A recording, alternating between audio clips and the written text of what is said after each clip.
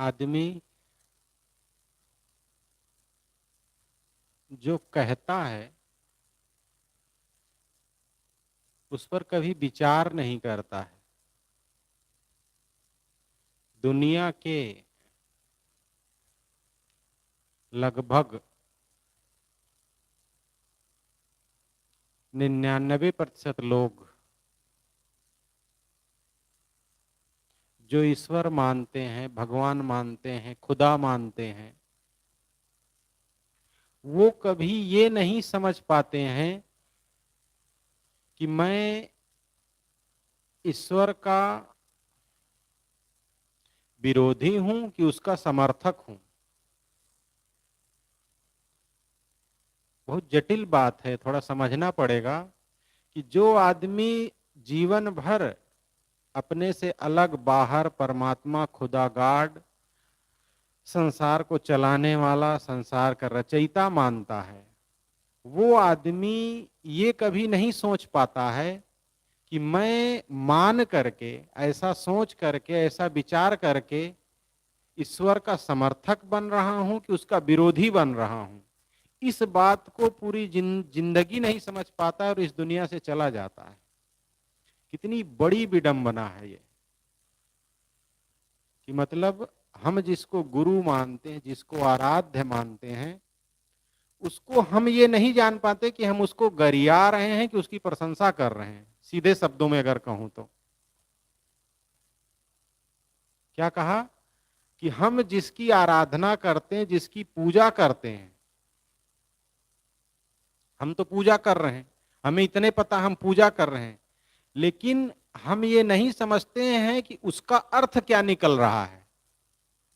हम उसको गाली दे रहे हैं कि उसकी प्रशंसा कर रहे हैं। ये दो शब्द हैं यहाँ, एक गाली देना, एक प्रशंसा करना। इन दोनों शब्दों से हम अनजान रहते हैं।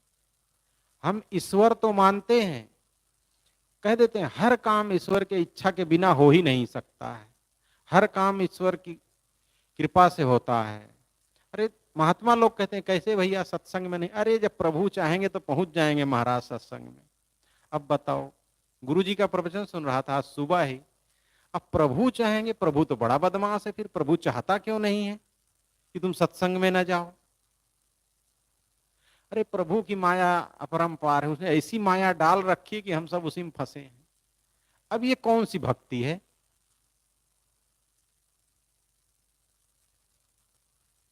ईश्वर मान करके अगर हम ये कहते हैं हर इच्छा बिन हिले न पाती, आता है ना रामायण में, एक पत्ती भी नहीं हिलती है बिना ईश्वर के इच्छा के। 5 साल की एक बच्ची के साथ बलात्कार हो जाता है, ट्रेन में बम फट जाता है, निरपराध लोग मारे जाते हैं। बात क्या कह रहा है आदमी कि बिना हमारे प्रभु के इच्छा के एक पत्ती भी नहीं हिलती है। क्या भाव निकल रहा है? मैं उसकी प्रशंसा कर रहा हूं कि उसको गरिया रहा हूं।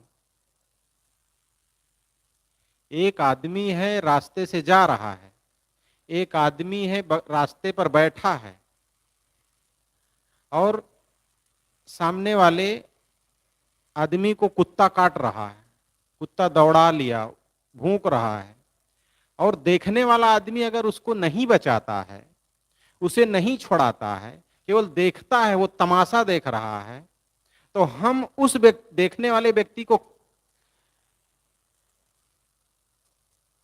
क्या कहेंगे? अच्छा मानेंगे? नहीं मानेंगे। बात वही आ रही ना कि हम जिसे सर्वश्रेष्ठ मानते हैं, जिस ईश्वर, जिस परमात्मा को ये कहते हैं कि सब कुछ करने वाला है, उसकी ऐसा कह देना तो आसान बात है, लेकिन इसका अर्थ क्या होता है इसको 99% लोग नहीं समझते हैं। 100 मैं इसलिए नहीं कह रहा हूं कि कुछ लोग जानबूझ करके अपना धंधा चलाते हैं, पूजा पाठ करते हैं, दूसरों को दुआ ताबीज मंत्र सब देते हैं, ईश्वर मानते हैं, दिखावा करते हैं। क्यों? क्योंकि उनको पेट पालना है, उनके बीवी बच्चे हैं, उनको पता है ये सब कुछ नहीं होता है। तो उनको इस कैटेगरी में नहीं रख सकते हम। लेकिन 99% लोग ऐसे हैं कि वो जिंदगी भर ये नहीं जान पाते हैं कि हम अपने गुरु को अपने पूरा जीवन गरियाए हैं, उसकी उपेक्षा किए, उसकी अवहेलना किए हैं, उसका तिरस्कार किए हैं, उसको तार तार किए हैं, उसकी धज्जी उड़ाए हैं। क्या कह के कि तू सर्वव्यापक है, तेरे बिना दुनिया का पत्ता नहीं हिलता है, तू सब कुछ करने वाला है, सब कुछ तू ही करता है। बस इतना कह के है।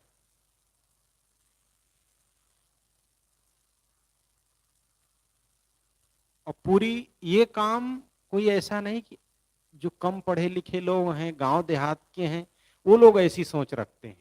बड़े बड़े महामंडलेश्वर, गुरु, आचार्य, कमिश्नर, उद्योगपति, ये सब लोग इस की लाइन में लगे हैं, जिनके पास अरबों खरबों का बिजनेस है, बड़े बड़े व्यापारी हैं, करोड़ों का धन है। लेकिन इस बात को क्या वो कभी काट सकते हैं?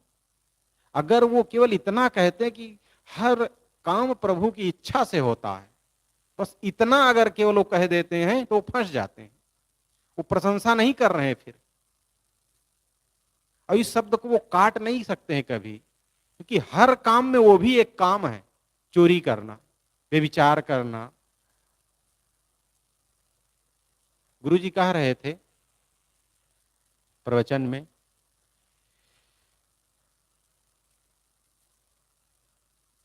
एक आदमी बंदूक से एक आदमी को गोली मार देता है, तो जेल बंदूक को नहीं होती है। ध्यान दे बातों पर।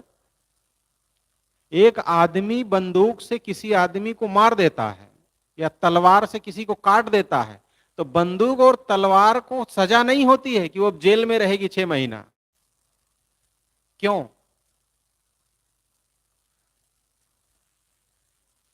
क्योंकि सबको पता है इसको चलाने वाला कोई दूसरा है, करने वाला कोई दूसरा है। और अगर हम ऐसा कहते हैं कि हर काम प्रभु की इच्छा से होता है, वो करवाता है तो हम करते हैं, भले हम चोरी करते हैं तो हमको सजा नहीं होना चाहिए ना। चोरी सजा तो उसको होना चाहिए, ईश्वर को। सारा जुर्म, सारा पाप तो उसके सर पर जाना चाहिए। सबसे बड़ा गुनाहगार तो वो है इस दुनिया का।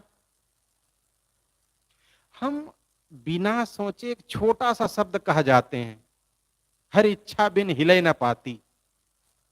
जो कहे हैं बहुत बड़े कवि हैं, लेकिन सिद्ध करने में इस शब्द को कोई भी आ जाए सिद्ध नहीं कर सकता है।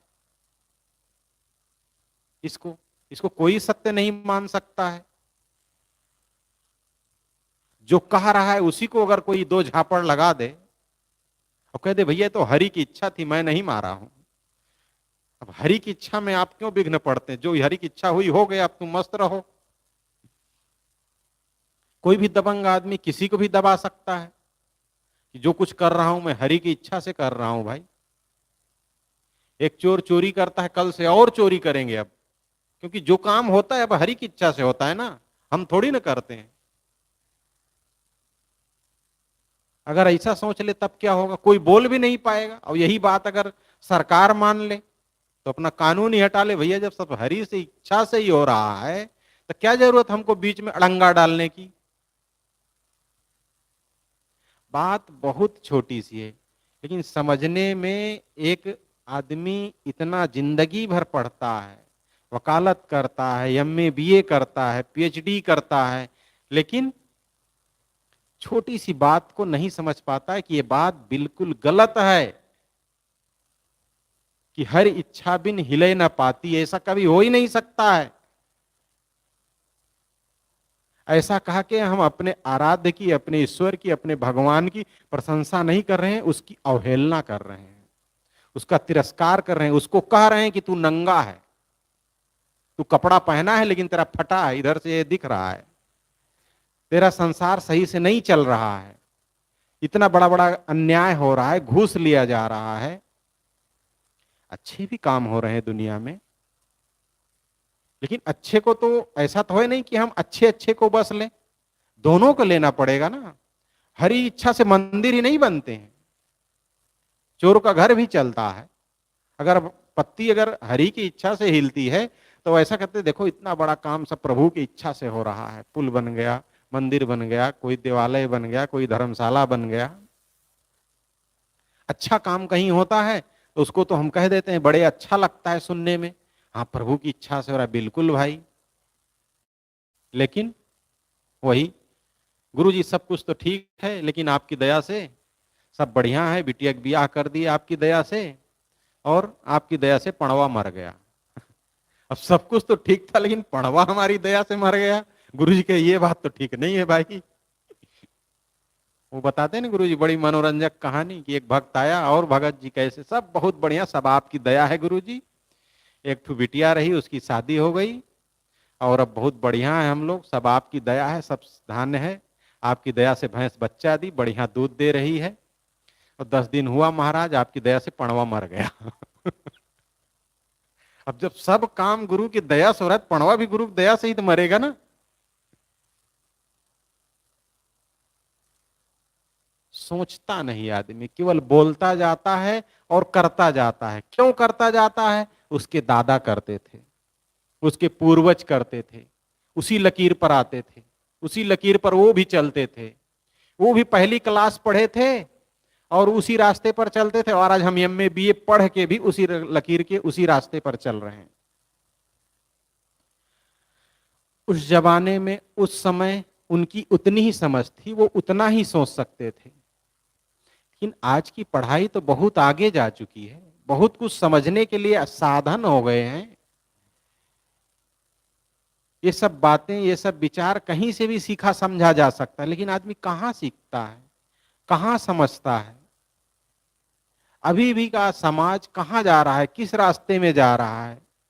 बस वही अंधविश्वास, वही भ्रम, वही मान्यता, वही जड़ता, जहां से 1% भी लाभ होने वाला नहीं है सिवाय घाटा के। हाँ, इतना लाभ होता है कि मन को संतोष मिलता है। एक आदमी बीमार है, वो किसी मंदिर में जाता है, 100 रुपए का लड्डू और फूल चढ़ा के आता है और मन में सोचता है पूजा कर दिए ठीक हो जाएंगे, भगवान का हिस्सा, भगवान को प्रसाद चढ़ा दिए अब आराम मिल जाएगा, बहुत दवा दारू कर लिए फायदा नहीं हुआ, लेकिन अब बड़े मंदिर में पूजा करके आए हैं, आराम मिल जाएगा। ऐसा करके अपने आप को संतोष देता है और एक समय से कोई भी रोग आता है धीरे से खत्म हो ही जाता है। अब 100 लोग पूजा करेंगे और उसमें के 90 के ठीक हो, ठीक तो सबको धीरे से, कुछ लोगों तो ठीक होना ही है, पूजा करें ना करें, और उसी में ठीक हो जाते हैं। अब ठीक हो जाते हैं, वही मान्यता चल जाती है, मान लेते हैं हाँ पूजा किए ठीक हो गए, अब वही पूजा और बढ़ जाती है। तो आदमी को संतोष मिलता है ऐसी जगहों। अब कुछ ना करने से क्या करें फिर? कई लोगों को प्रश्न होता है कि अगर ये भी छोड़ दें तो कहाँ जाएं? गुरु जी का प्रवचन अभी यूट्यूब पर मैं चलाता हूँ, सुबह या दिन में कई बार जितना हो सकता है चलाता हूँ। उसमें कई लोग, मतलब ऐसा बहुत लोग लिखते हैं कि महाराज आप जो बता रहे हैं गुरु जी को कह के कि आप ये सब पूजा गलत है, बात तो सब कुछ अच्छी है, सब समझ में आ रही है, लेकिन इसको छोड़ दें तो करें क्या? उनका कहना ठीक है, इसको छोड़ दें तो करें क्या, लेकिन एक बच्चा है, अगर वो पहली क्लास में पढ़ रहा है, अब वो अगर कहे कि पहली क्लास में ही हम पढ़ेंगे और पहली क्लास को छोड़ दें तो कहां जाएं? आगे की क्लास देखो, आगे का सोचो, कुछ और आगे बढ़ो, दूसरी क्लास में जाओ, बातों को ठीक से समझो और वैसा जीवन जियो। सच है क्या? सत्य की तरफ बढ़ें, सत्य को समझें कि जहां हम झक मार रहे हैं वहां कुछ नहीं है। तो कबीर साहब की वो साखी है ना, तिल झारी कबीरा लिया, तिलैठी झारे लोग। तो तिलैठी झार रहे हैं, तिल तो कहीं अलग है, दूसरी क्लास में है, दूसरी दुकान में है, अध्यात्म में है, सत्संग में है, सत्य में है।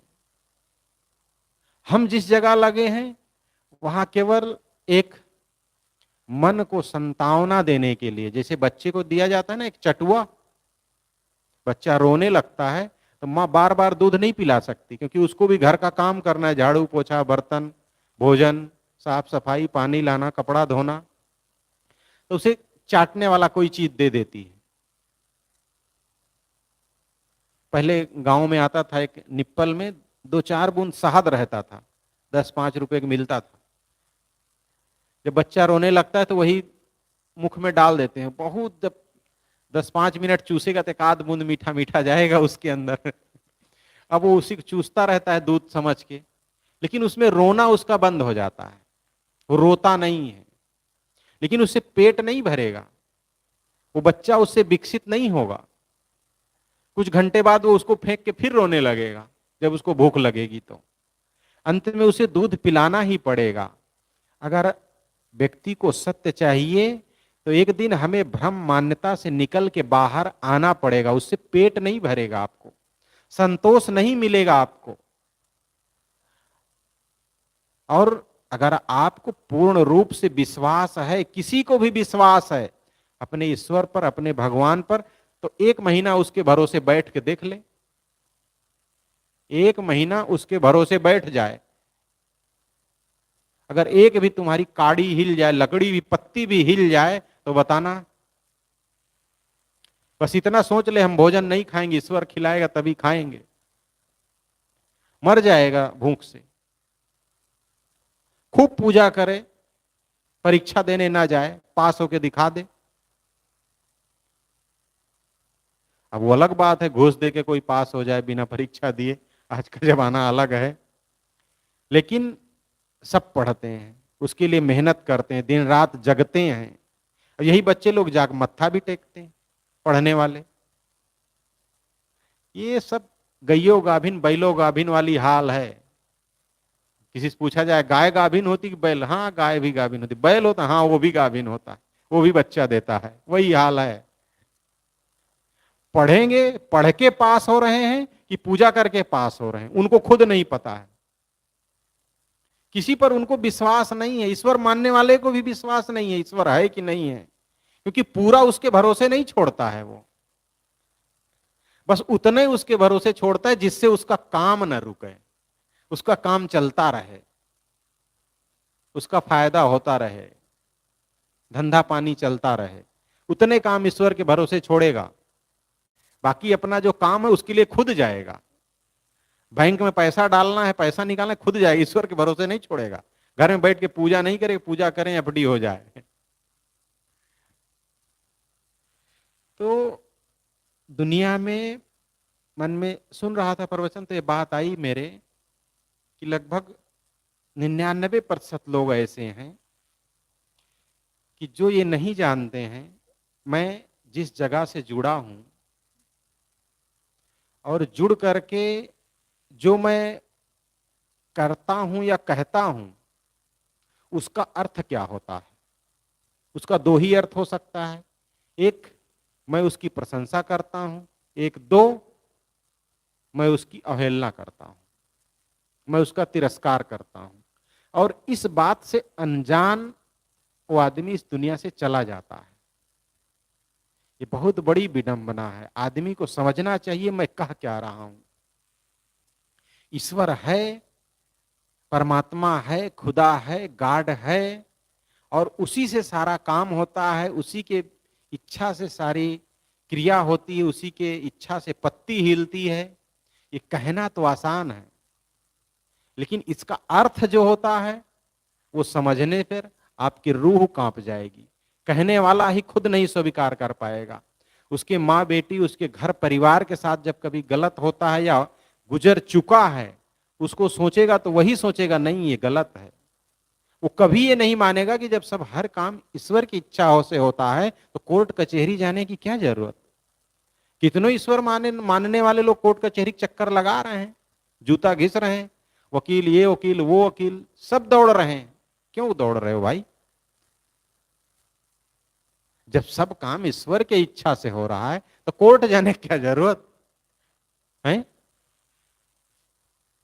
अपने गुरु पर ही मुकदमा करोगे, अपने आराध्य पर ही मुकदमा करेंगे, क्योंकि सब काम तो उनकी इच्छा से हो रहा है ना। और सब तो कठपुतली है, केवल चल रहे हैं, कर रहे हैं, करवा तो गुरु ईश्वर रहा है, सूत्रधार कोई और है। ऐसा कहना आसान है, लेकिन स्वीकार पाना, आदमी के अंदर इसको समझ पाना बहुत मुश्किल है। तो जरूरत है कि हम इसको समझें और समझाएं, समाज को, व्यक्ति को इस अंधविश्वास से, इस रूढ़वादिता से बाहर आने के लिए प्रयास करें। बस इतना ही कहकर मैं अपनी बात कहीं समाप्त करता हूं। बोलिए सदगुरुदेव की जय। साहेब।